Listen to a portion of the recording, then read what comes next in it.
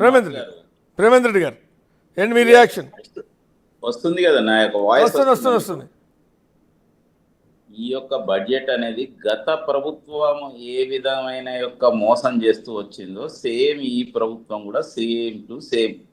నేను ఒకటే అడుగుతున్నా, పోయిన సంవత్సరం 2,91,000 సుమారుగా బడ్జెట్ పెట్టింది. దాంట్లో ఖర్చు పెట్టింది ఎంత అనేది ఫస్ట్ ఈ బడ్జెట్లో చెప్తే అసలు బండారం ఏందో తెలుస్తుంది.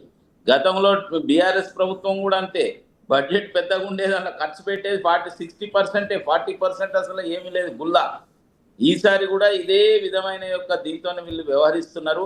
నిజంగా వాళ్ళు ఇచ్చిన 6 గ్యారెంటీస్ మరి 420 వాగ్దానాలు ఏవైతే ఉన్నాయో వాటిని ఫుల్ఫిల్ చేయడంలో కూడా పూర్తిగా అన్నిటికీ కేటాయింపులు కూడా లేవు ఇందులో. ఇండ్లకు కానీ మన ఏదైతే 2,500 మహిళలు కానీ లేకపోతే పెన్షన్ది కానీ మిగతా అవన్నీ కూడా ఏమీ కనిపించడం లేదు. దానికి తగినంత కేటాయింపు కూడా ఉన్నట్టు కనిపించడం లేదు.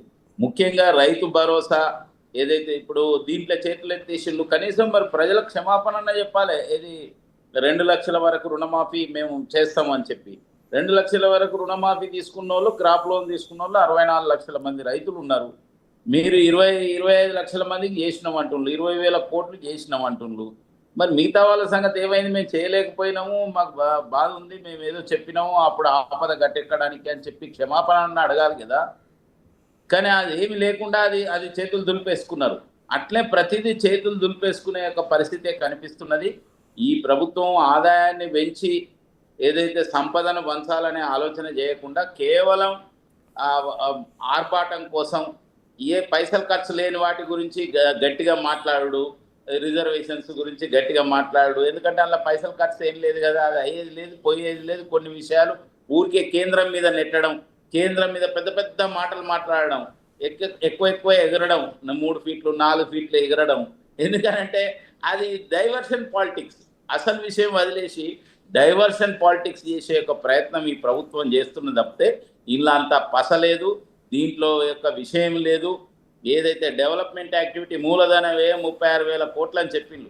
అసలు మూలధన వ్యయం కనుక లేకుండా, అసెట్స్ వాల్యూస్ డెవలప్ చేయకుండా మొత్తం మీరు దీనికి అంటే పంచడం అనేది అప్పులు తీసుకొచ్చి, అది కూడా అప్పులు తీసుకొచ్చి చేస్తున్నారు. మీరే చెప్తున్నారు గత ప్రభుత్వం యొక్క దీనికి మాకు వస్తున్న దానికి, మేము ఖర్చు పెడుతున్న దానికి, ఎవ్రీ మంత్ ఆదాయానికి, దీనికి ఆ వడ్డీలకు అసలు కట్టడానికే పోతున్నది 1,53,000 కోట్ల రూపాయలు సంవత్సరంలో మేము వడ్డీలున్న అప్పులు కట్టినామని చెప్తున్నారు. మీరు అలా అయిపోయాక 3 లక్షల కోట్లలో 1,53,000 కోట్లు దానికే పోయిన సంవత్సరం మీరు చేసిన తర్వాత ఈ సంవత్సరం కూడా అంతకంటే ఎక్కువనే ఉంటుంది, ఇక తక్కువ ఉండదు కట్టేటి.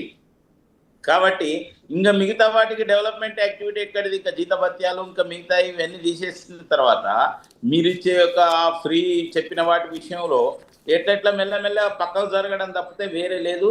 అబద్ధంతోనే అధికారంకి వచ్చిండ్రు. ఇవాళ ఆ అబద్ధం కూడా అతికినట్టుగా మాట్లాడే పరిస్థితి కూడా లేదు. ఎందుకంటే పోతాంటే తెలిసిపోతుంది. ఇవాళ ఈ బడ్జెట్తోనే తెలిసిపోయింది. ఆదాయం యొక్క పెంపు మార్గాలు అనేది మరి ఆడ ఉన్న పరిస్థితులు, డెవలప్మెంట్ అనేది ఉంటే దానికి వస్తుంది తప్పక.